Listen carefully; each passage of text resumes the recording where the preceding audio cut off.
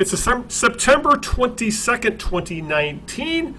It is warmer than hell outside, even though it's almost fall, but that also means it's time for the Knee Jerks, Detroit Sports Talk with Eno and Big Al. I'm the Big Al of the equation, longtime Detroit-based podcaster and blogger Al Beaton. Joining me, as always, is the I like to call him a Renaissance man, but he'll tell you what all the fingers he's got, all the pies he has his fingers in. Good Lord, it's been 2 weeks. I can't even talk right now.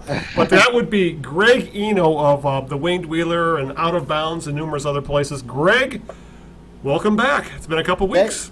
Yeah, it's been a couple of years. It's, apparently, the way you're off to start the year off to. Nope. Thanks for the introduction. And Big Al, I am Greg Eno from my Out of Bounds WordPress blog, and also the Winged Wheeler is my hockey stuff. You can find that also hosted on WordPress. Follow me on Twitter at Greg Eno. Follow the Knee Jerks on Twitter at the Knee Jerks, and our Facebook fan page is facebook.com/the Knee Jerks. We have a very special guest tonight. We don't have a lot of guests anymore. We've been kind of staying away from guests, but when we have the opportunity to bring old friends back to the show, we like to do so. And we have Mick McCabe with us tonight, nay of the Free Press. I shouldn't say nay of the Free Press because he's still, I was teasing him a few weeks ago. He's writing more now, it seems like, when he's in quote-unquote retirement than he did when he was active. But Mick's going to be joining us a few minutes talking about a couple of things. Or an article that he wrote, it's been about a month now, by the time we finally got to it, about how high school sports have changed, and in some ways not for the good, and we'll talk about why he feels that way. We'll also talk about his induction last year, which we also didn't get around to doing last year, into the Michigan Sports Hall of Fame, and whatever else comes to mind as we kind of kick it around with Mick in a few minutes. Before we do any of that, before we get into the agenda, we've got a lot of Lions to talk about tonight as usual and during the football season. Before we get to any of that, let's play a game we like to call Whose Birthday Is It, Maestro?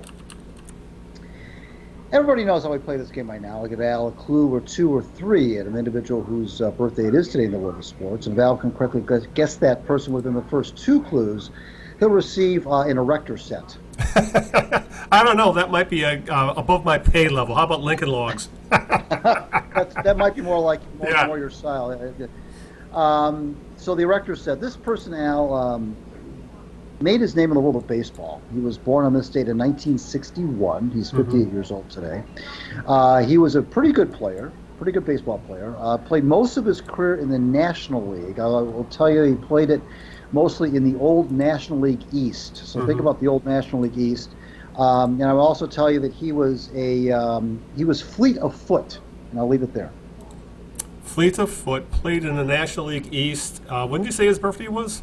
1961. 61, which would put him in the early 80s, fleet of foot. I'll just throw this out there. How about Willie McGee? That's a good guess. That's a very good guess, but it's not. Damn it! Almost. That's good. You don't know how close you are. Once you find out who this person is, you'll realize how close you are. Not Willie McGee, but good guess.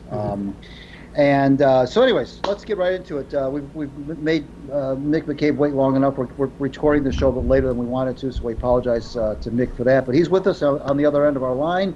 And Mick, thanks for doing this as usual. Appreciate it. Yeah, I mean, the thing is, you said you're getting an old friend. I mean, okay, I'm 70. You know, you don't have to rub it in, okay? And then you're getting around to this late. I mean, you ran out of guests. I mean, so here I am.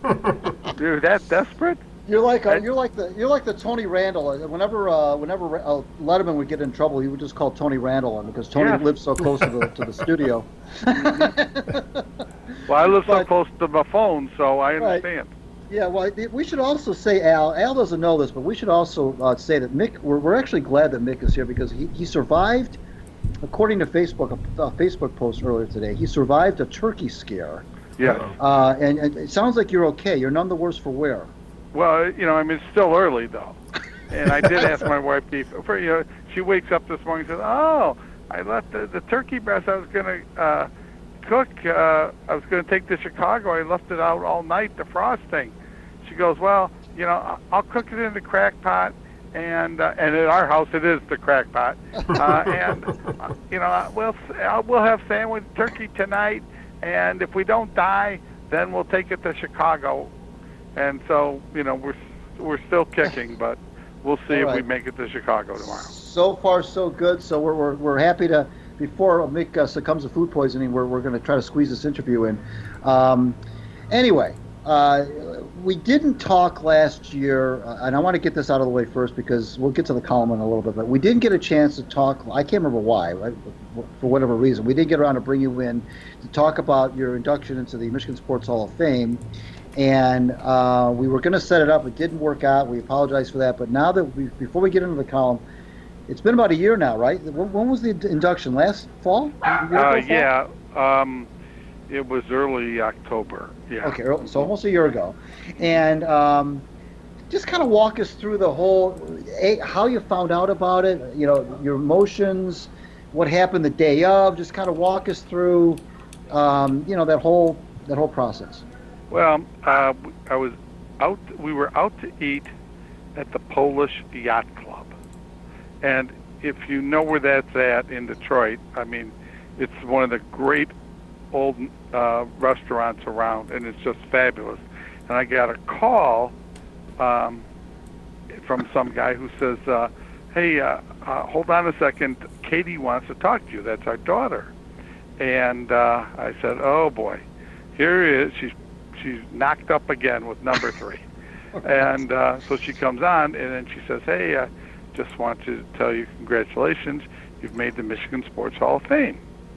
And so that was pretty overwhelming. We were out at a restaurant, so I really couldn't say a whole lot. Right. So that was neat. And then, the best thing was Katie and Jeff and her 2 boys came in from Chicago, and Kevin flew in from New York, and Chris from Seattle. And so they were all there, and there were about 8 or 9 girls from Mercy High School, going all the way back to Diane Dietz, who's the assistant commissioner of the Big Ten. And because the very first girls sporting event I covered was Mercy against Cass Tech for the Operation Friendship. Oh, that's going back. 76, 77, and I'll never forget, changed everything because these girls, I mean, they were serious athletes, okay? And Mercy won a close game, and when it was apparent that Mercy was going to win, the Cass Tech cheering sections of girls, of course, and boys, students, they start cheering, hey, Mercy, you're hot, but who's going to win it in the parking lot? And I thought, holy cow, this is an audience that nobody has ever tried to appeal to before, female athletes. So that was kind of the impetus of starting to cover girls basketball and stuff like that. And so I was thrilled to see that Diane and Lynn Yaddick, and Diane came in, Julie Kaiser, they had to get back afterwards, so they drove straight back because Julie's son plays for Northwestern, and they had a home game that night. So it was really neat. But the best thing was going in with Charlie Coles. Oh yeah, sure. Who I met when he was a high school coach at Saginaw High School, and then was this coach at Central Michigan, and then Miami of Ohio, and Deidre Charles, and I mean, it was just it was a great night to be with a lot of unfortunately Charlie and Deidre had passed, but their family was there, and it was really nice being around those guys, and T.J. Duckett was inducted, so it was really a nice affair. I've been to those induction ceremonies, and they are. I don't know how. I don't know how they do it nowadays, but it's a lot of the old big names in sports come out and they commiserate. There's silent auctions. There's other things going on, and you get to rub shoulders with the likes of Al Kaline and Jimmy Northrup was there. The late Jimmy Northrup was there. Last time I was at an induction ceremony, it was when Dave Dials went in and Jack McCloskey, and it was really a good time. So I can imagine that was just me as an attendee. I can imagine what it was like to be somebody who's actually going in. So congratulations for that. Thank you. How did your daughter? I'm curious. How did your daughter get the word so that she was the one that ended up telling you? Well, I think Mark Snyder. What happened was somebody from the Michigan Sports Hall of Fame called Mark Snyder, who used to cover Michigan for us, and was one of my closest friends. And he said, we want to make this special. how do we do that? And he says, get Katie to tell him. There you She's go. the oldest, and she lives in Chicago. And it turned out a few months later, she was banged up, and she had her third child this July on my 70th birthday. Wow. So I'm sure Mark Schneider's the one who told him to have Katie call me. Very nice, very nice. Well, that's good for you, and it's good to see. Now, your predecessor, when I say predecessor, of course, your son of Swami, Yeah. the actual Swami, Hal Schramm, he's long ago been inducted, correct? Oh, yes. 2-3 decades ago. Right. So now you join him, and that's kind of cool too, I would Yes. imagine. For you. Mhm. Yeah. Right. Absolutely. Good. It makes it even more special. Yep, for sure. And then the other cool thing too about your career is that, you stayed at the same place. There are a lot of folks that would, even Joe Falls did the News and Free Press thing, and you just stayed at the Free Press the whole time. And the fact that you did, and then your competitors at the News had a bunch of people that kind of went through the high school beat. Jim Spatafor comes to mind, and some other folks. And then here you are,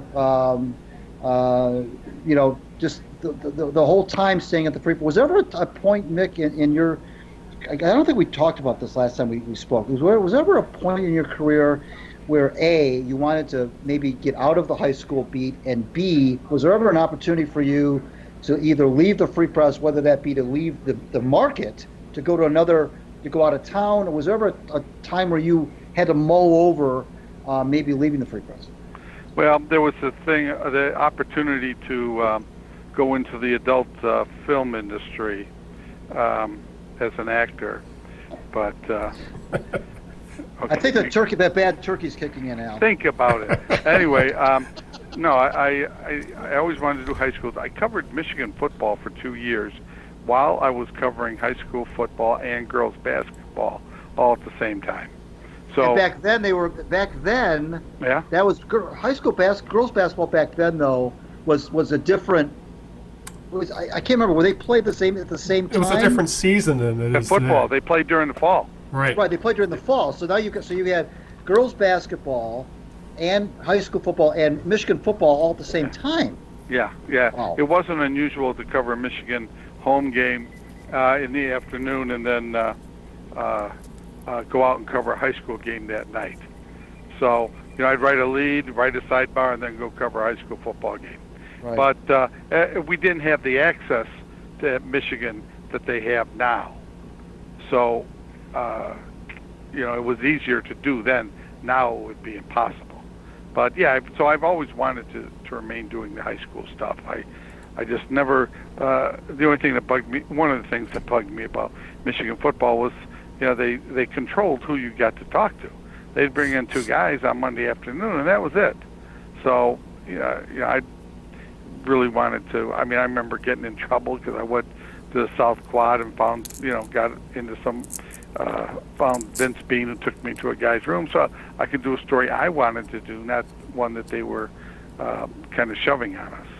How was it working with Bo? How was it working with Bo Schembecker?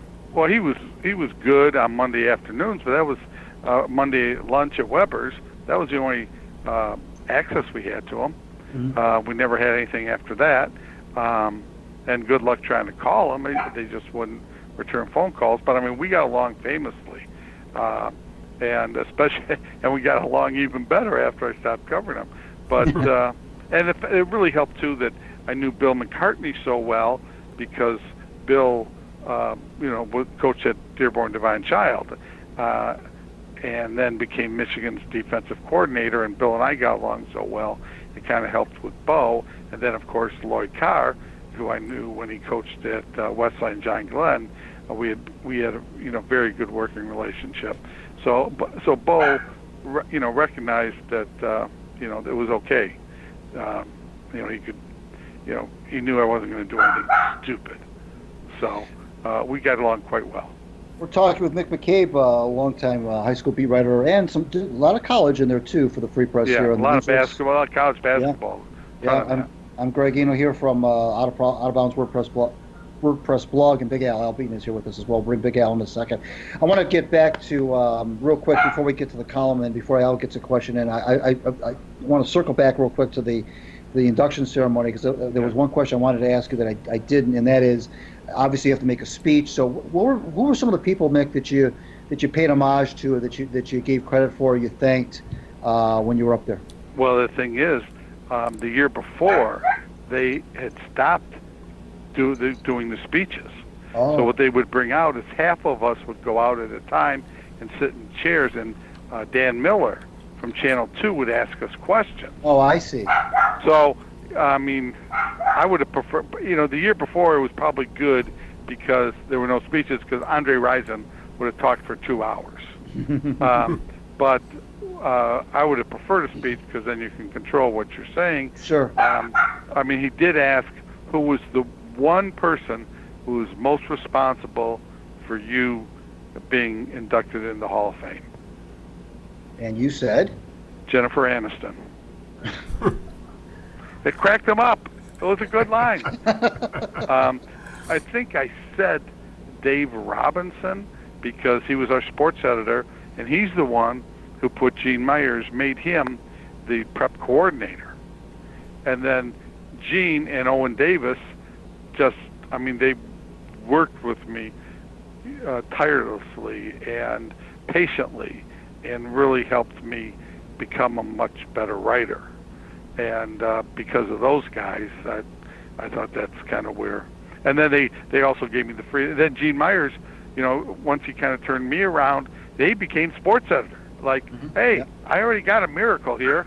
I should be sports editor. So, and they trusted me to do the kind of stories I wanted to do, and they were very responsible for this.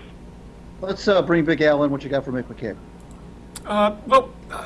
You mentioned that you covered, the sports you covered back in the day, specific. And I wanted to bring up girls basketball, because back then, as you mentioned, they played in the fall, and that was a big hullabaloo in the state when they moved girls basketball to get in sync with the rest of the country. Do you think in the end that was a good idea, or were they better off playing in an off time where they could be recruited?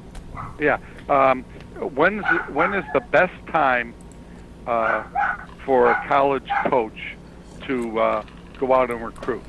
And the answer is when they're not playing their season. So Michigan was like a free state.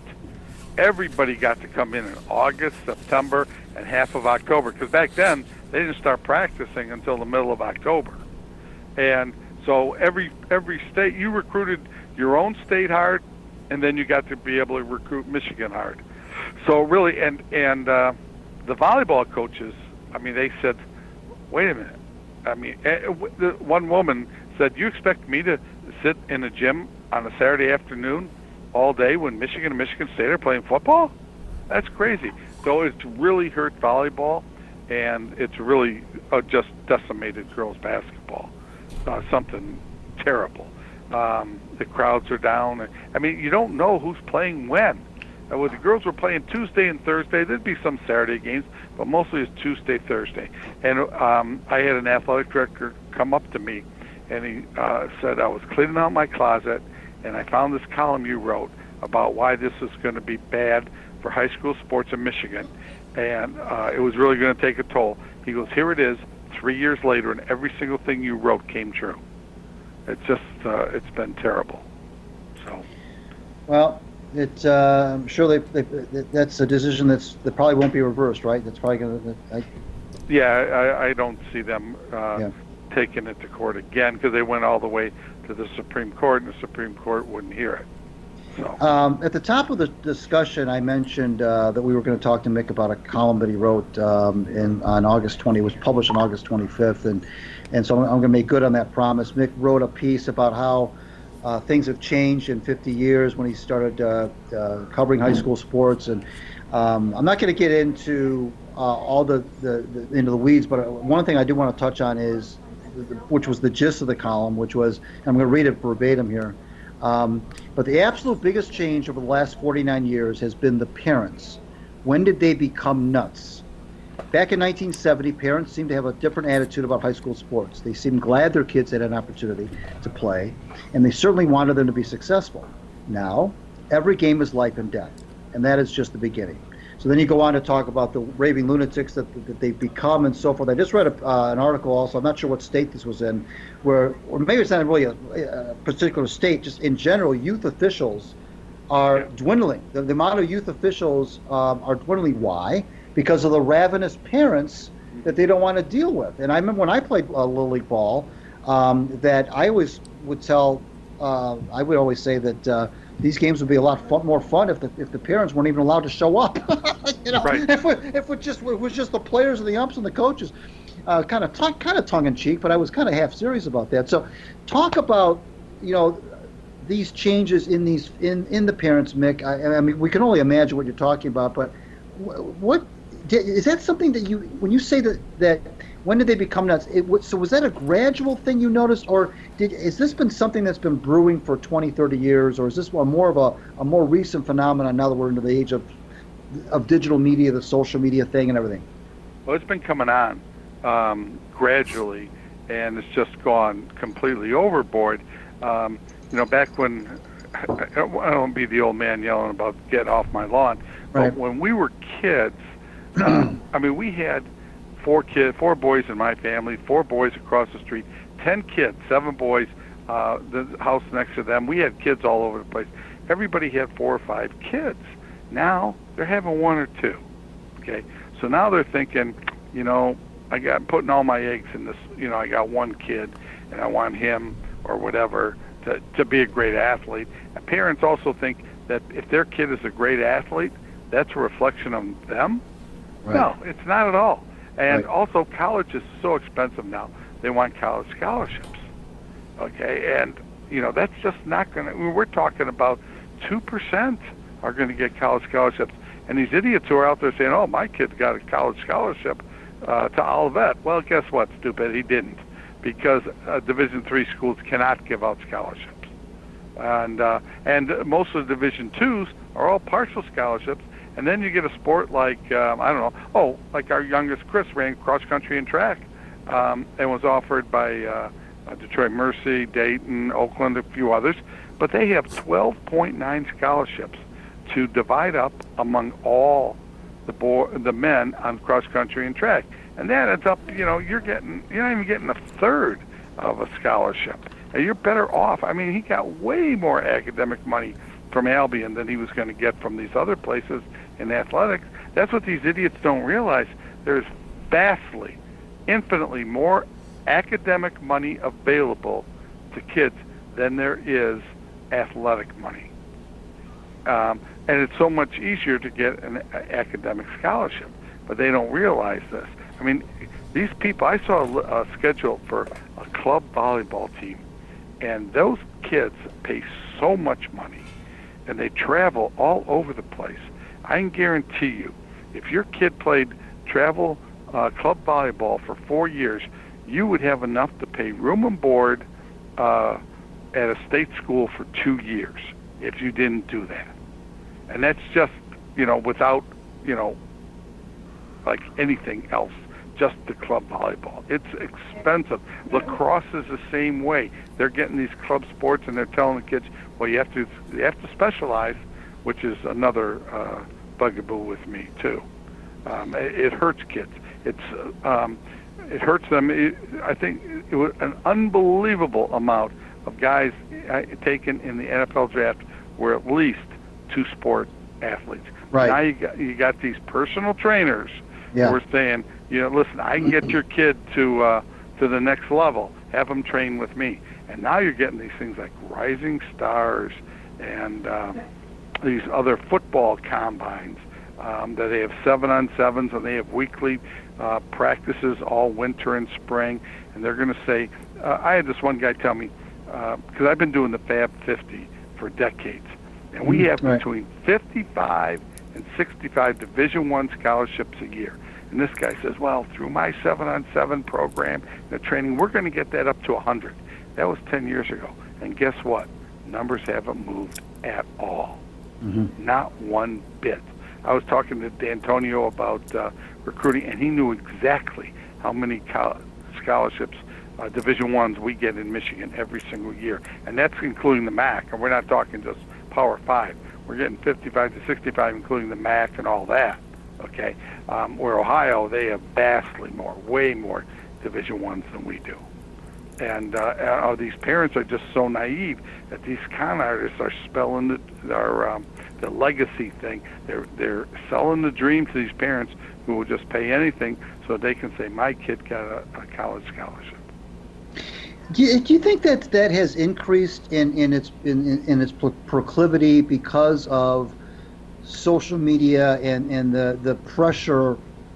And I use that term in a bastardized way almost, because it's not pressure that they should feel, but pressure that they do think they feel to brag and of course the salaries that are involved in professional sports. And even though we know that the percentage of even the greatest high school athletes to actually play professional sports and be successful and make that kind of dough is very, very, very minute. But do you think that because of that we're in that mode now, everybody's got to be, blasting everything in everybody's face? Is that contributing to this kind of a thing, do you think? Yeah, the social media for sure. Definitely. I mean, these parents are putting highlights. I mean, there's this one guy I know whose son is a pretty good football player, and he's been putting videos of his training up there and on and on and on. He's a sophomore. He's not even starting for the JV team. He's got this kid built up to be, the next quarterback at Michigan. And who knows, maybe he will be. But they're putting pressure on these kids too. But yeah, they think it's so important they have to get that college scholarship, as if somehow that validates them. And it's like their parenting skills. I mean, are you out of your mind? I mean, a lot of these kids who do get college scholarships, they do go to these Division I schools. And what are their degrees in?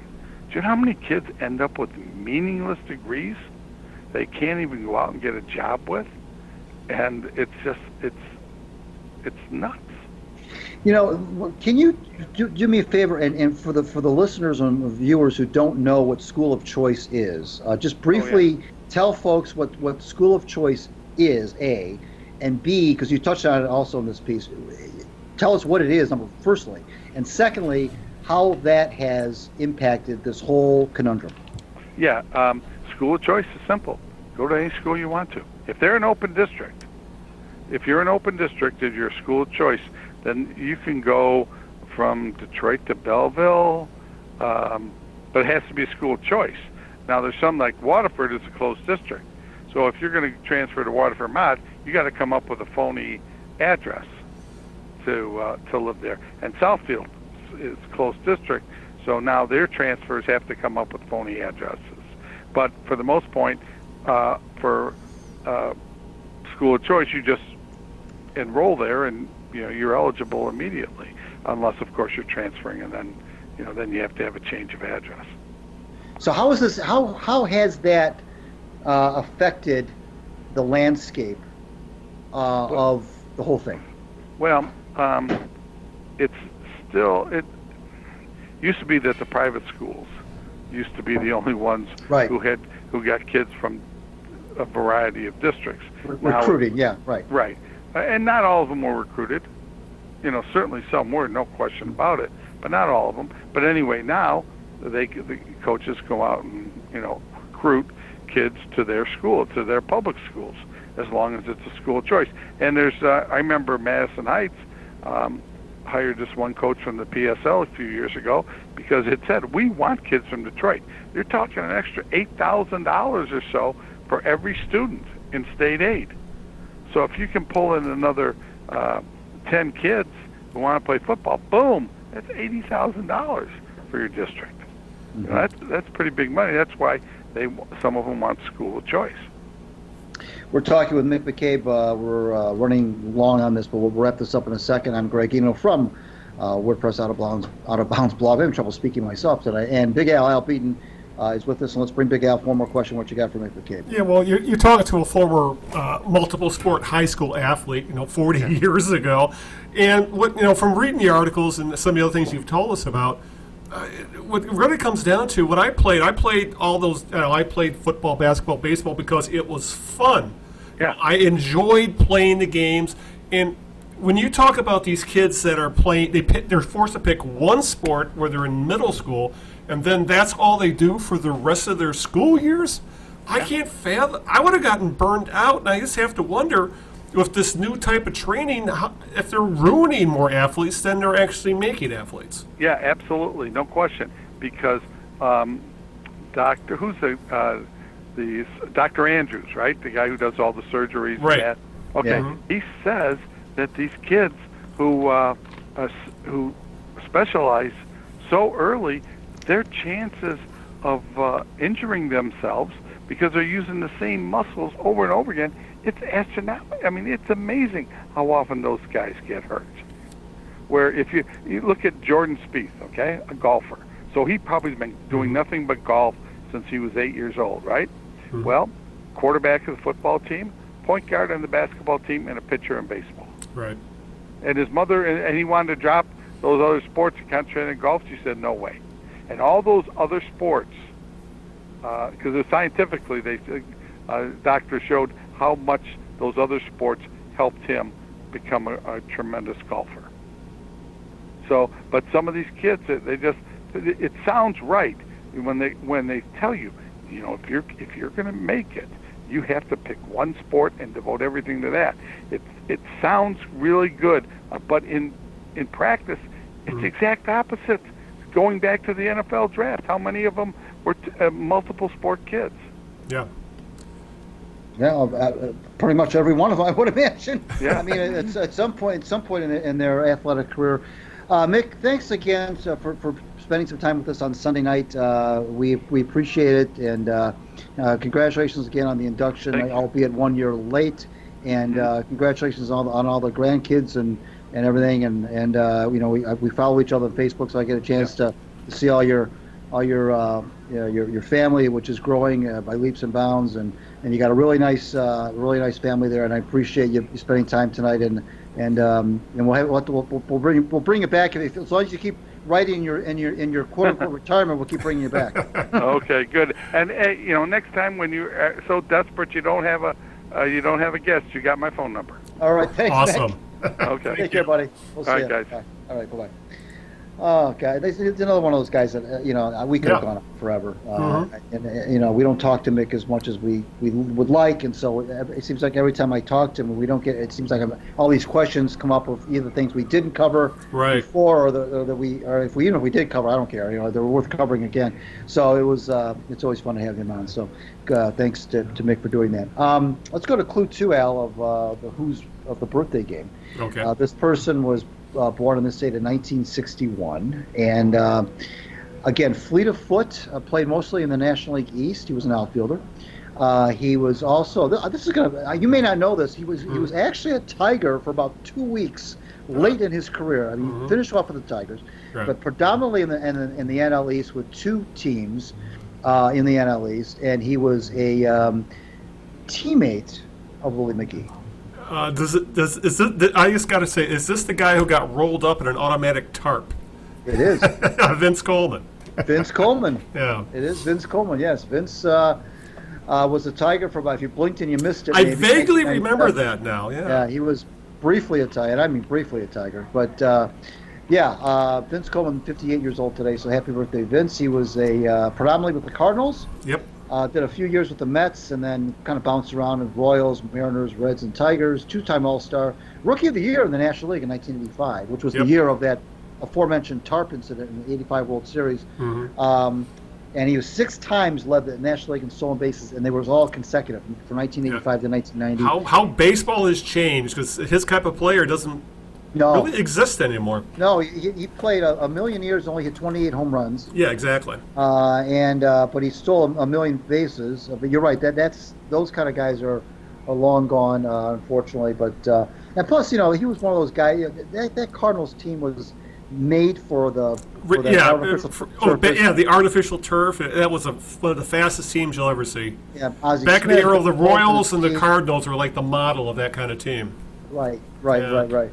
So anyway, so Vince Coleman. So you do get the erector set. Congratulations. If I get a cut, I'm blaming you. Okay, putting these together. So, All right, with that out of the way, we got a little bit to talk about. We got some time yet to cover what's going on with the Lions, because realistically, Greg, there's nothing going on with the Red Wings right now. They're in their exhibition season, so there's not a lot of talk about them right now.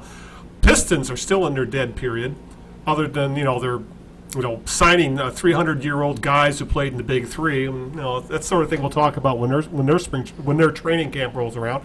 And I think we're going to be doing a post-mortem on the Tigers on our next podcast anyway. So, and they're not going to set any records. So, they did today. They won today, so they will not be the first team to lose 60 games at home in a season. Thank God for that. Oh, God. But we have lots to talk about when it comes to the Detroit Lions. And today, we're recording this on Sunday night. The Lions faced the Philadelphia Eagles, a somewhat depleted Philadelphia Eagles. They were missing both their starting wide receivers, had some issues on defensive injuries. But regardless of all that, Greg, the Lions, who had to hang on to beat the Chargers last week, had to hang on again today, but they actually did beat the Eagles 27-24, and they are now one of, I think, 6 or 7 undefeated teams in the NFL. They are now 2-0-1, and once again, Greg, I wasn't able to watch last week's game. I listened to it on the radio, because we were up at the cottage and I was doing chores during the game, but I was able to watch every snap of this one, and it very much like last week, where it just felt like, yeah, it was a win, but it felt more like the Lions were just less bad than the opposition. The Chargers, how many times did the Chargers shoot themselves in the foot last week? And then this week, the Eagles had, I think, 7 drop passes. They had 2 fumbles, one completely unforced. The receiver caught the ball, made a turn, and just dropped the damn thing.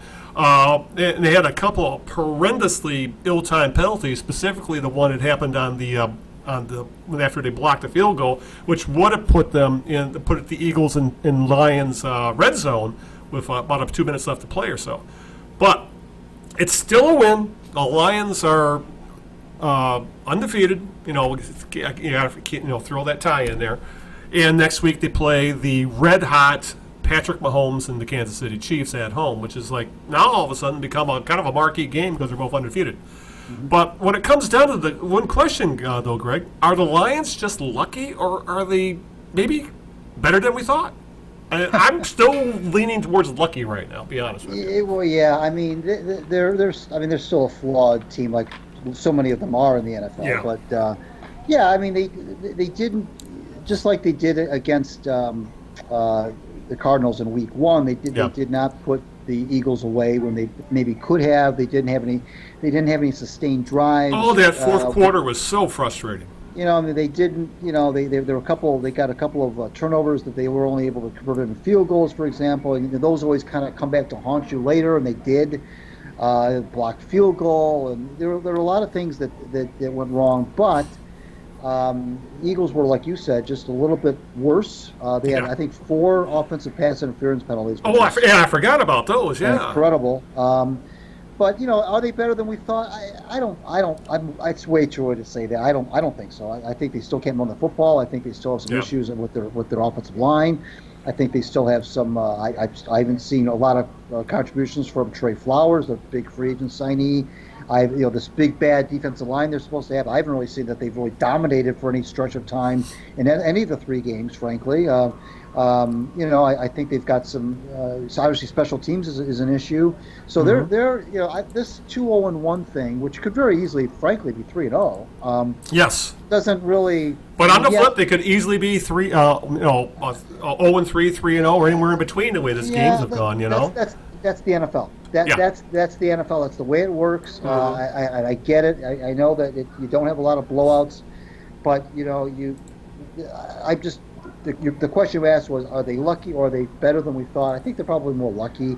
I think that they may be exposed next week against Kansas City. Very good team. Mahomes is unbelievable. He's just playing he's in a league by himself as far as I'm concerned. As far as quarterbacking goes right now, like the kid is just unbelievable. The throws that he makes, slings them around off his back foot. I mean, it's incredible. So the Lions are going to have their hands completely full with the Chiefs. But For now they are 2-0-1. They are undefeated, and that's the bottom line in this league is did you win or did you lose? And Right. Frankly, the last couple of games they could have did that whole Lions thing and blown it, but today, Al, that last pass by Wentz. Really, the kid dropped it. I mean, the line defender got a hand up in his face, but really, a lot of receivers would have come down with that ball and would have been right at the 1 yard line. Yeah. And the Eagles probably would have won the football game. So, Sproles was caught pushing off on a big play in that drive, and And honestly, if you ask me, I think that was the only blatant offensive interference call. If you ask me, Yeah. The rest were kind of ticky tack, but I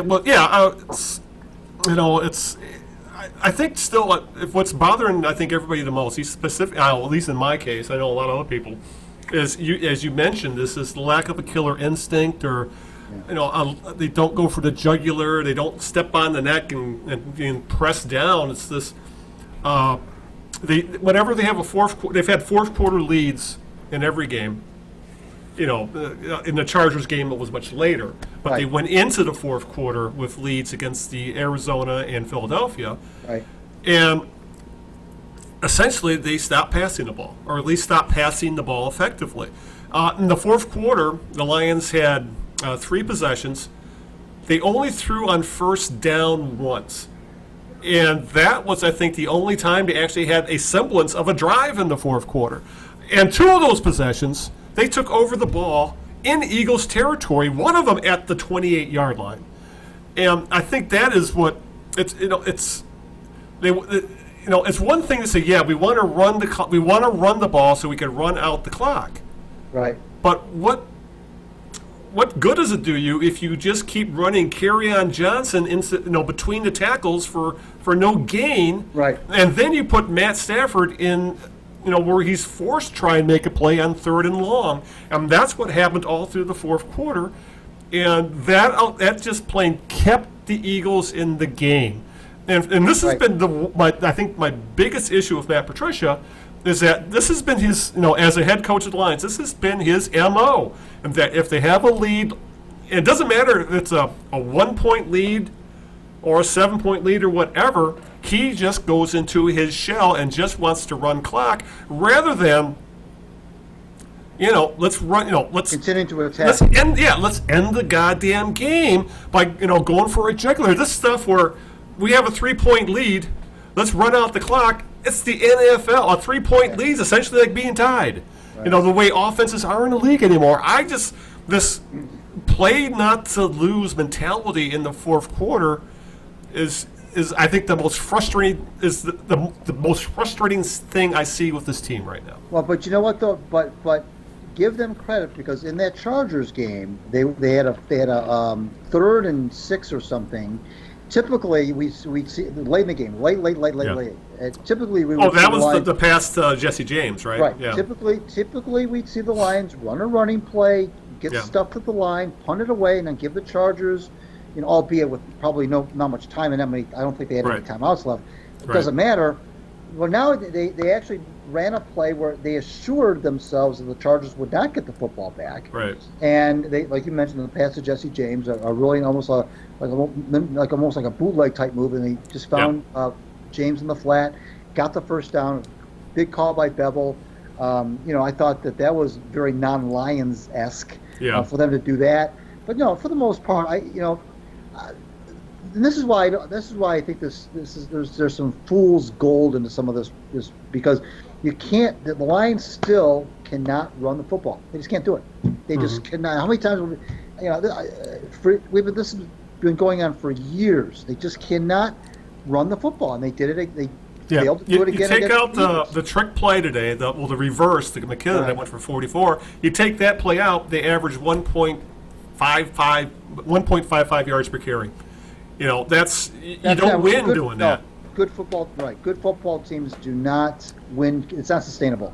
It's not sustainable to run like that, and it's just not. I mean, you can win a couple of games, yes, here and there, yes, but you cannot. You're not a championship football team. You're not going to win the division. You're not going to go to playoffs with those kind of numbers. You're just not going to do it. I mean, there's going to sooner or later they're going to play a game, where it's outdoors and the elements are going to be not ideal, and you're going to want to just pound the football down people's throats, and they can't do it. Yep. They have not been able to. They have not demonstrated any sort of proclivity to do that in quite some time. And I don't care who you have back there, Kerryon Johnson or not. Mm-hmm. Yeah. Well, think about it. Now, the Eagles came into the game with the 31st ranked pass defense in the league right now. The Lions' offensive line didn't give up a sack, but they struggle opening holes in the run game. Probably two of the strongest position groups on the team are your wide receivers and your tight ends. And essentially, the play calling we're seeing, they threw all that out the window, and they go against their strengths. And that makes absolutely no sense to me, at least as a fan watching on television. I'm sure Matt Patricia could give us all kinds of reasons as to why that's the right way to do it, but it's just counterintuitive to do what you're weak at and think that's going to win the game for you. Right, at the most crucial time of the game. Yes, even more so. Yeah, exactly. That's, pressure's on. You want to go to your strengths, and your strengths is your quarterback making $28 million a year, two wideouts who are capable of 1,000-yard seasons, and tight ends who you're paying bajillions of dollars to. Right. So, and as you said, they won the Chargers game by finally deciding, let's take a risk, put the ball in Stafford's hands and let him find an open receiver, which he did, and that slammed the damn door. Right. If they had done that earlier in the third quarter of this game, we're probably not having as animated a discussion about how this team handles fourth quarters. But, this conservative play calling, I know, and I'm sure it has a lot to do with Patricia being a defensive coach, and he has this thing about time of possession and running clock and things like that. But, they had opportunities to just drill Philadelphia and elected not to do it, and that's what gets me. Yeah. Again, they got away with it. The Eagles were their own worst enemies. How many times have I said that NFL games are lost more than they're won? I think this was probably a case of that. The Eagles, that's a good point. They're playing at home. They dropped 7 passes, I believe. They committed penalties left and right, which killed some drives. As of course, the Lions committed some penalties, which kept some drives alive.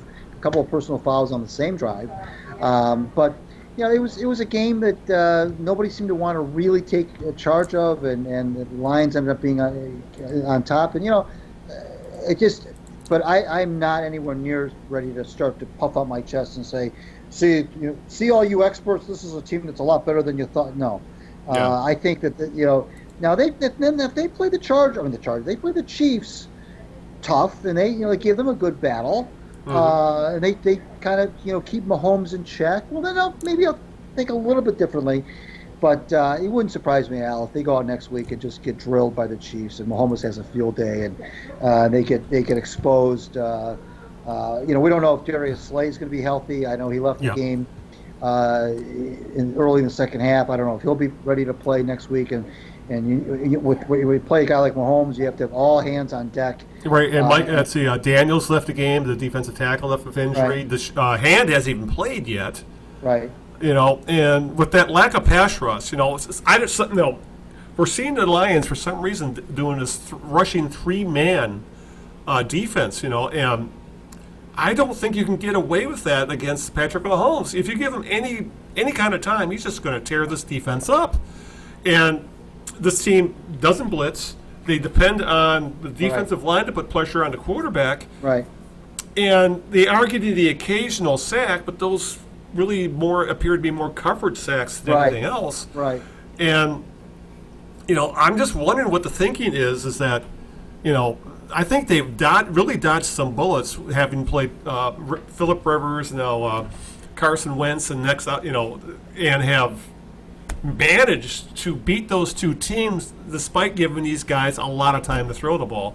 But as we saw, it did bite them in the ass against Arizona. That same, with deciding to, let's just rush 3 guys, not blitz, and well, here we are. But it's just this team feels like they're living on the edge, and right now everything. For a team that historically doesn't get a lot of breaks, They're getting a lot of breaks. Yeah, right. And I think that's what's gotten them on the good side of the ledger right now.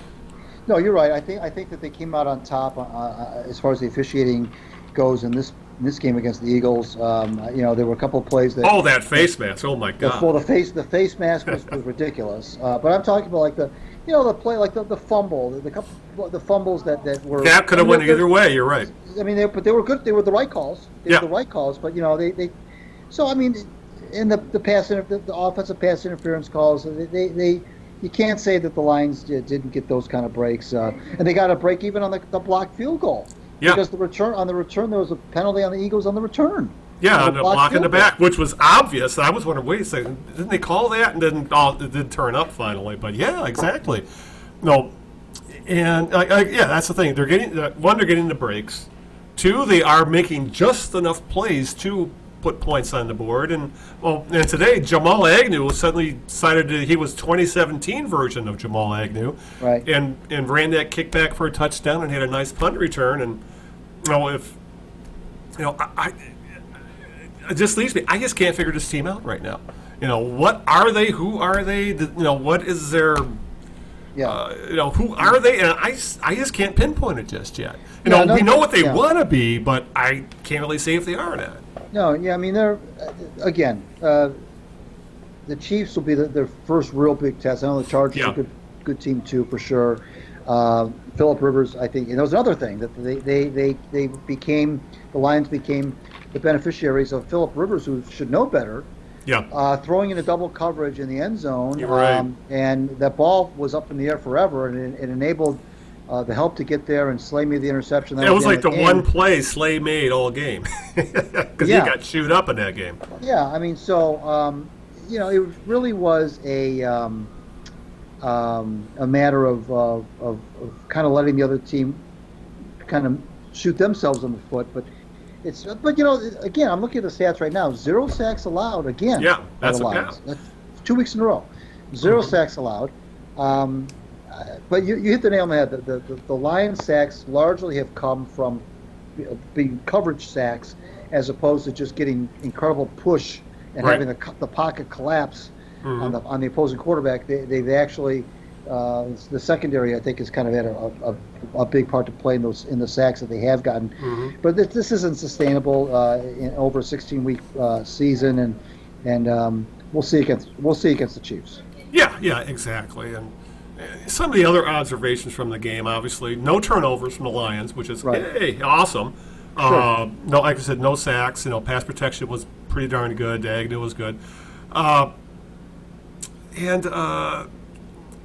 much as we do complain about the defense, specifically about the having no pass rush, they bent, but they never really broke for the most part. They were able. They did.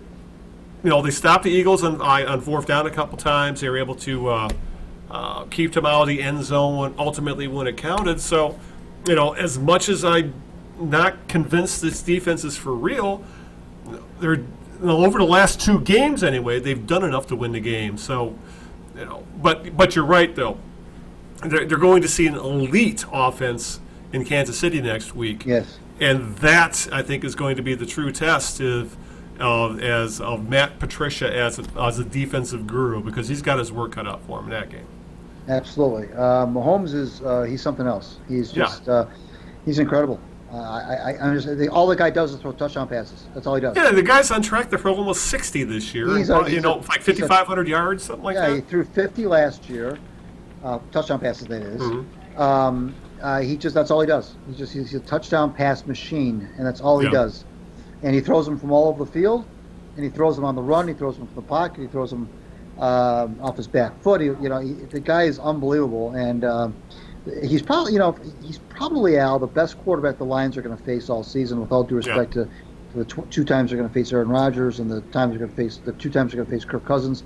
I think that Mahomes is he's just a different breed. I just think he's playing at a level right now that's just above every other quarterback in the NFL. And so if the Lions can come up with some sort of a game plan and keep him somewhat in check, then maybe I'll be willing to say maybe they are a little bit better than I thought. Yeah. But right now I think they've kind of bumped into a 2-0-1 record here. Yeah, and this is one of those games where, I might be willing to take a moral victory, if you know what I'm saying. Yeah, right. That they don't get the doors blown off them at home. But I've seen too often in the past where that's happened to them. But one thing we do have to bring up, and has been an issue all season long so far, has been special teams. Oh. And yeah, we mentioned Agnew having a good day in returns, but this was there was the blocked field goal where the edge blocker. You should always go for the the inside guy. If you got two guys to block and you're on the end, you block the inside guy because the outside guy's got farther to go. But he went for the outside guy, inside guy zipped right through, blocked the kick, almost cost the Lions.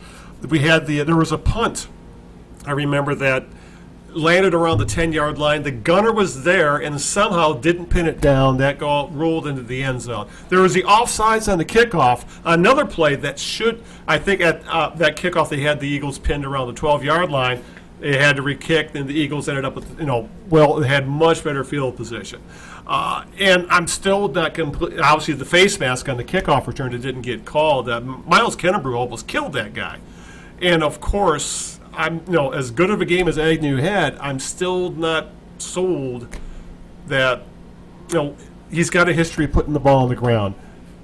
I am worried that he's going to do it again, and it's ultimately it's going to bite the Lions in the ass on special teams. So, the special teams on the Lions, it's right now.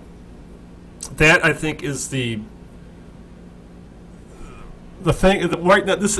Other than the conservatism at the end of games, I think that's one thing I think is the biggest red flag that this team has issues with depth and some coaching, because that's special teams is where you have your depth guys playing, where you have your second teamers playing, and they continue to make huge mistakes. They do, and I got to talk about. We got to talk about this face mask that Miles Killebrew got away with on that kickoff return. I don't know how something like that does not get called. Yes. I understand that the game is fast. I understand things happen quickly, but my gosh, the helmet came off. But that by itself shouldn't mean if there's a penalty. Came off, it was ripped. No, but you're right, though. It is basically a scenario, Al, where the Lions' special teams they're going to cost them a game sooner or later. Yeah. They're going to cost them a game. Yeah, exactly. Well, and you could make an argument it played a big part in the tie against Arizona, like with Agnew putting the ball on the turf in that game. So, but yeah, it's special teams are still kind of terrifying to watch right now, and and plus last week, for example, Matt Prater missed 2 field goals, had 1 block this week. You can't put the block on him, but right. It's. And Sam Martin, he's been better this year than last year, but I'm still not sold he's the solution at punter either. And there are so many there's red flags flying everywhere, but then you look at the scoreboard and look at the record and the standings and everything, you can say, well, hey, scoreboard. But right. That again plays into it's better to be lucky than good, and this team gives me vibes of, God damn, they're lucky. But they're off to the best start of this team's had since 2011 when they started 5-0. Right. And that team ended up being a bit of a mirage as itself. If we remember that year, that was sure. when Swartz got them back into the playoffs. Yep. They won their first 5, but then they were 5-0. Then ended up finishing the season 5-6 and got curb stomped by the Saints in the playoffs. Right. So, it's. But it seems like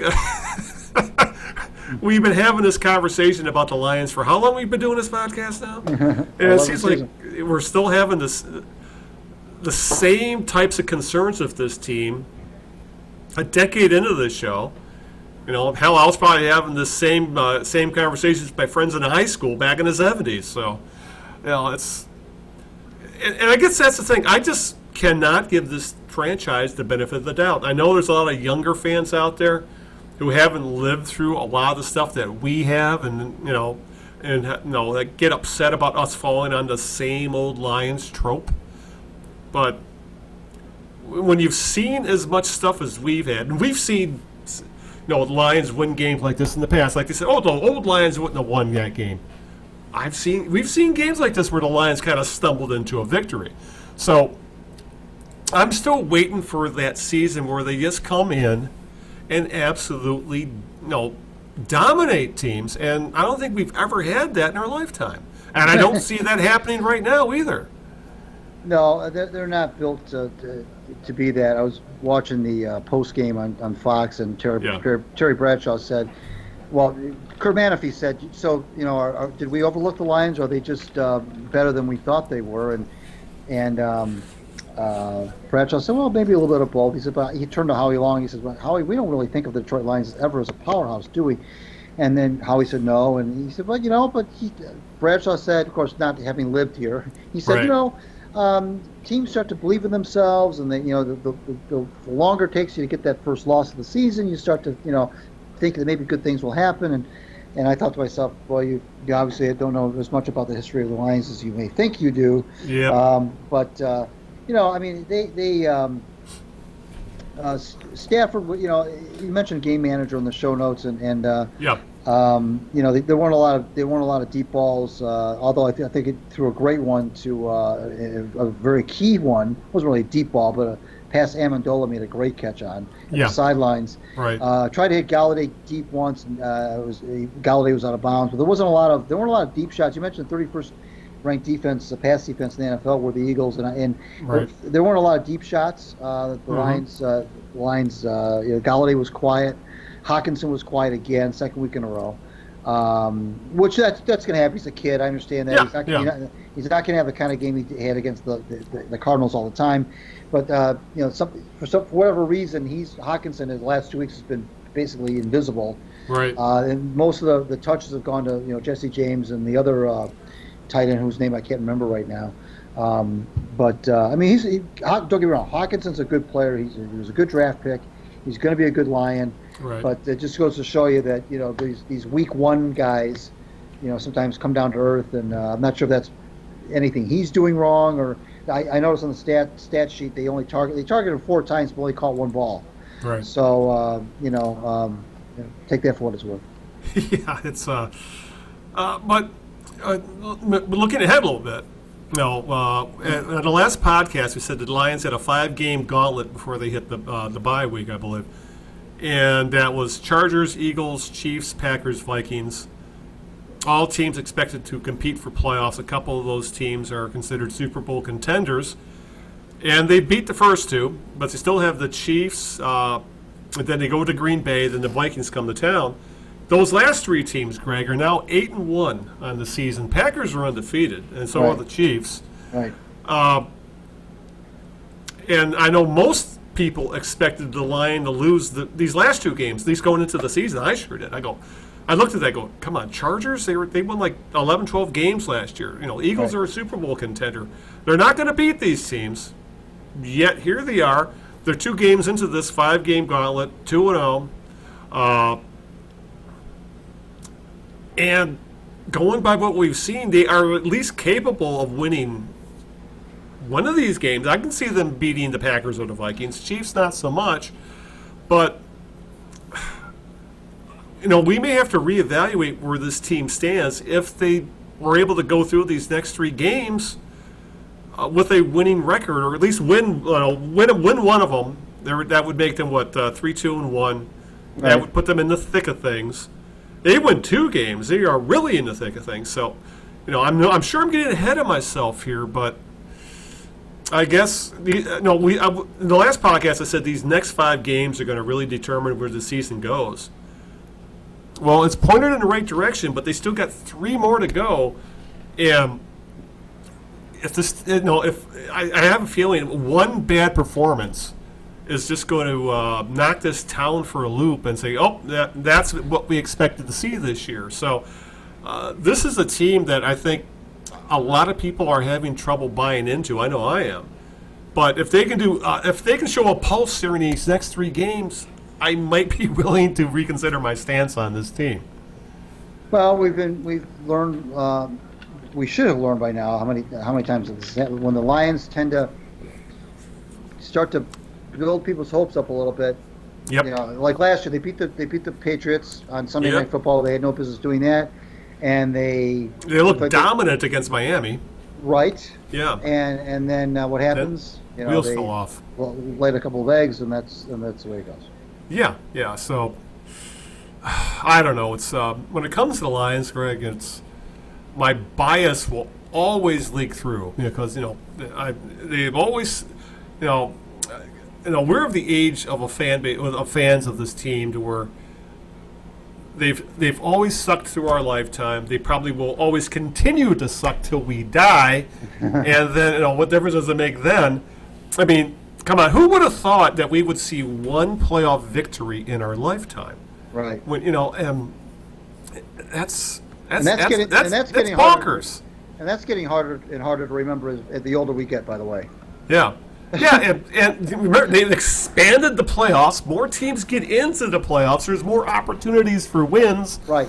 And yet here we are with that one marvelous playoff win in 1991 that we're still waiting for number 2 of that. But you could say they've had a couple of other playoff wins. If you want to put the what was the Losers Bowl they used to have in the NFL back in the 60s? I think it was called the Playoff Bowl. The Playoff Bowl, I think it was, and that was back when the Lions always finished second in the division to the Packers, right? And and they usually had a winning record, and then they'd go into the Playoff Bowl. I think that's what the name of it was, and they would usually win it. Yeah, they were undefeated. They were undefeated. Yeah, but. That's one of those things I think that the NFL would like people to just completely forget those games ever happened because essentially they were completely meaningless. Right. But it's as old as I am, I'm not getting any younger. I just have trouble giving this team any kind of the benefit of the doubt. If I was 25, I'd say I might be willing to buy into this a little bit more and buy into Matt Patricia and Bob Quinn, but we have seen so much shit over the past 40, 50 years. In our case, almost 50 years of being a fan that I need to see it. This team could probably win a Super Bowl. I wouldn't be sure if I would buy into them, if you know what I'm saying. But regardless of that. They're 2-0-1. They are undefeated, and I guess they've won 2 more games than I think most everybody thought they would have at this point. I think one more game. I think everybody would have. Common wisdom was this team was going to be 1-2 going into the Chiefs game. Right. So, hooray for Matt Patricia for that. But again, we've seen this before. I mean, just go back to 2011 when Schwartz had this team swim along at 5-0, and then the wheels pretty much fell off. Or go back to the 90s and Wayne Fonts, where it was usually the other way around, where the wheels came off early in the season, then they would storm into the playoffs, and then the wheels would fall off again. Right. So, one of these years, Greg, maybe we'll be lucky. Maybe this will be the one where the wheels stay on. But I need this. I wish they would tighten the lug nuts up a little bit right now because they look a little loose right now. All right, with that. I really can't think of anything else because, unless we want to yell about the Tigers losing more games, but we're going to wait on that for 2 weeks because that'll be like essentially our post-mortem. So I think with that, let's wrap this up. Sure. So who's your jerk of the week? I don't know who to give this jerk of the week to, Al, but I am just aghast at. Yeah. I don't know if you saw any of the Dolphins Cowboys game, the highlights of the Dolphins Cowboys game, but the Dolphins looked like they were playing in pajamas. Really? The NFL uniforms, anyway, they had the aqua jerseys and the aqua pants, and they look, honest to God, they look like they were playing in pajamas. And I know the Lions did that last year when they wore that all gray. I don't know what's going on with NFL uniforms anymore. The Tennessee Titans, who never had good uniforms, they redesigned them. They look god-awful, even worse than before. The New York Jets, who actually I thought were doing okay by going back to the Joe Namath style. They wore those for years, changed their uniforms for this season. Yeah. They look awful. College football is a whole different. That's another thing. The Michigan State's uniforms a week or so ago. Oh, the neon. Yeah, the neon. I'll give college a pass because those are kids and they're trying to have a little bit of fun or whatever. But this NFL, these uniforms, Al, the Dolphins, they're just. I know the Packers today wore their throwbacks. Those old they used to wear back in the mid '90s. Those the all yellow helmets. And I'll let you slide on the throwbacks, but these regular uniforms, these dark jerseys with the dark pants look, the Dolphins just look like you should check it out. They look absolutely ridiculous. I looked up a video online at NFL.com. Yeah, it looks like there's something out of the mid '90s almost. That whole turquoise-looking thing. They look like what they look like. These uniforms now, Al, are starting to look like uniforms you would have seen in NFL Europe, the World League, Arena Ball. I mean, all those minor league. That's the XFL. That's what these uniforms remind me of. Those look like they remind me of the Color Rush, where that's what those were. Remember the Lions? Their Color Rush was gray. For whatever reason. And I belong to these groups on Facebook that are very nostalgic. NFL from the 1970s, NFL from the 1960s, and all the other sports too. And almost without fail, Al, whenever somebody posts a photograph of that time frame, the uniforms, I don't care what sport it was, the uniforms always look so much better back then than they do now. Maybe I'm one of these old guys, get off my lawn guys, but the uniforms back then look so much better than they do today. I mean, it's not even close. I don't know. Well, some of them might just play into how they wear them, because now today, it's like linemen. They pretty much have the sleeves completely cut off, and they sew the damn things on them to where a lot of times you can't see the shoulder stripes or the numbers on their biceps. Just because of the way they got everything tucked in, so you can't grab anything. But yeah, between how the uniforms are worn, or how you see guys that look like they're barely wearing pads at all. It's like I had Red Zone on before we got this recorded.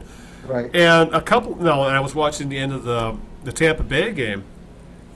And that's another bad uniform. Yeah, another bad color combination. At least they're no longer creamsicles, but and they I looked miss like the creamsicles. and it looked like they were wearing some of the skill position guys and the kicker had the pants that kind of stopped at their thigh. No knee pad, and then had the socks jacked all the way up. Right. And I know why they do it. They don't like wearing pads. It feels it slows them down, but it kind of looks ridiculous, to say the very least. Right. It falls into that, the NFL is always so gung-ho in enforcing uniform rules, but then I see stuff like that, and like, no, that looks horrible. But then again, we're coming off as, Grandpa Simpson yelling at a cloud, that kind of thing. So, but I'm with you there. Some of these uniforms, the Dolphins have good-looking unis, especially those ones you're talking about back from the 60s and 70s. Sure, that's a classic look. And what they wore today was, not classic. It was. I'm with you there. And you know who's to blame? Nike and Oregon. That's who's to blame. Yeah, the Oregon's got their 300 different uniform combinations. And I think half of them don't even have the school colors. So, but I'm with you there, and I think we could do an entire podcast just ranting about uniforms and the look of the game today. But okay, my jerk of the week. I think I'm going with the University of Michigan fan base, who absolutely lost their complete mind after getting getting crushed by Wisconsin yesterday. Because this is a fan base that and I'm a Michigan fan. I grew up as a fan of the Wolverines, but I didn't go to the school either. But I'm one of those kind of fans, and watching the fan base of Michigan absolutely lose it after that game. It's one thing you see after a bad loss, people say, fire the coach or do this or do that. This is one of those things where I think half the Michigan fan base, Greg, went into an existential crisis over why am I here? Why am I existing? Like their entire being revolved around Michigan being a blue blood in college football, which realistically they aren't anymore. The game has changed. Right. And watching people absolutely melt down online, and we're talking, especially with Michigan fans, some highly educated fans. I don't know if it was funny or sad. I mean, go to a site like MGoblog or Maize and Brew, some of the fan places, and read some of the posts, and you'll wonder what in the hell happened to some of these people, because they are absolutely in utter and complete meltdown mode. And am I happy with how Michigan's looked under Jim Harbaugh this year? No, not at all. But and this is the other thing that gets me about the Michigan fan base, Greg, is that when Michigan loses, and in Michigan they can't beat Ohio State, and they want to compete for the national title, but they always say, well, we can't compete with Ohio State and Alabama and Clemson because they cheat and we're clean. Right. And it's like, how do you know that? One, how do you know Michigan doesn't do some of the same things all the Power 5 schools do shady shit under the table. So trying to pawn off Michigan as this bastion of integrity, that's always been an issue with the Michigan fan base. And then you factor in this. Michigan thinks they should beat Ohio State and compete for the college football playoff. But they don't want to do the things that would allow you to compete at that level. And it's one of those things where I think Michigan has to realize that they are no longer at Ohio State's level, probably will never get to that level, and they are now Nebraska or Texas, teams that were once blue bloods and have kind of struggled ever since. And maybe they have to accept that Michigan is now, they're not going to win 12 and 13 games. They're going to win 8 to 10, play in a halfway decent bowl game, and every once in a while they might win a conference title and get to a New Year's Six bowl. But I'll just put it this. My jerk of the week is a Michigan fan base for, despite all evidence to the contrary, still believing that they didn't lose the game, they just ran out of time, because that's always been their attitude. And I think Michigan fans are kind of finally, this year especially, getting a reality check of where exactly they stand in the college football landscape. And it's not what it used to be, and it's driven them crazy. Oh, one other thing I got to mention, Greg. Your alma mater, and the Coach Creighton, who we've had on the show, you heard how they won their game last night? Well, of course, yeah. Yes! You should give a shout-out to them. I should. Yeah, I texted Coach Creighton that a couple days before the game, and I said, because he's got this beard. I don't know if you've seen him, but he's got this white beard. And I said, "What's with the beard?" And I said, "Now you're not going to have. Now you can't shave it now after the start you're off to." And they're doing great. They're 3-1. And you should mention how they won the game against Central Connecticut. They were down 29-28 with like 10 seconds to go at home. Their home opener, and a kid, Sexton, I think was his name, came in, a senior, Matt Sexton blocked the punt and took it to the house. Yep. For a touchdown, and that essentially won the game. And so now they're 3-1. The only loss was at Kentucky. They won at Illinois last week. They've won. They're beating Power 5 teams. They're beating Big Ten teams on the road. I think it's 3 years in a row they beat a Big Ten team on the road. Yep. And Coach Creighton has gotten that program on the right path for sure. Bob Page was mentioning him on his podcast that he said to the other guys, he said, "Have you guys heard of Chris Creighton?" Of course, they didn't. And he said, well, you should, because he says, if he keeps this up, this is before they won last night, he said, if they keep this up, you might see this Creighton guy. By the way, Coach Creighton's in his last year of his contract. Yep. And he's the kind of a guy, now he moved from Drake to Eastern Michigan. He's the kind of a guy that may, if this keeps up, and there's still a long way to go, of course, but and he has not won a bowl game, I will say that, but he's gotten them to 2 of them in the last 3 years. If they can continue this and win a MAC championship and maybe go to a bowl game and win it. Yeah, Eastern Michigan, my God. Right, he might be a hot commodity in the coaching rank. He may find himself in the Big Ten before you know it, or in another school. I will say this: what he's doing at Eastern, I think, is more impressive than what PJ Fleck did at Western, because Eastern has been a doormat for decades. No question. There's no question about that.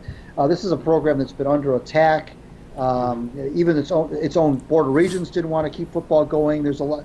They've been under siege over there with that sport, and that's been going on for a long time as well. But yeah, good for. We may have to bring the coach. I texted him. I said, "You keep winning, we'll have to bring it back on the knee jerks." He said, "Sounds good to me."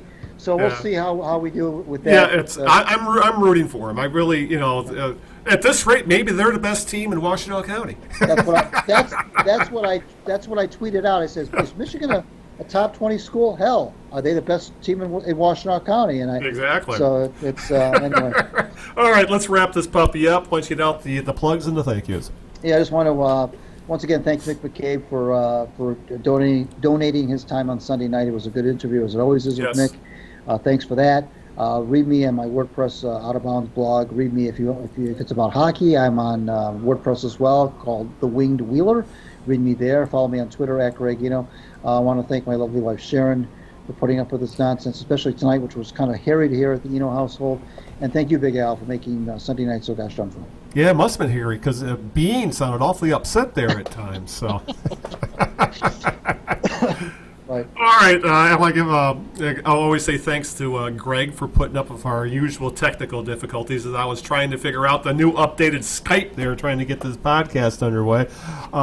Also give a shout out to my girlfriend Linda, who is in the ER tonight saving lives, and we'll be going back up to the cottage to do more chores this weekend, Greg, this coming weekend, I should say. I got the text in the middle of the show saying when we were going back up north, so oh boy, I can't wait. And of course, a shout out to Mick McCabe. It's always a lot of fun to talk to him, and I can't wait to have him back on the show where he can get more into the nuts and bolts of really is an industry that has exploded over the years in high school sports reporting and recruiting and everything. Well, everything he talked about in that, it's very enlightening when we get to talk to someone who really knows what's going on at that level of sports. Because it really doesn't get covered probably the way it should. And with that, I think it's time to wrap things up. And 2 weeks from now, I'm sure we'll be ranting about the Lions because at our next podcast they will have another two games under their belts. We'll give a post-mortem on the Detroit Tigers. The season will have been over at that point. And we'll maybe try and touch a little bit on the Wings, who are getting ready to start the regular season. So, with that, until then, this is Al Beaton saying good evening, good luck, and aloha. Ciao, Italy. We'll see you in 2 weeks. Good night.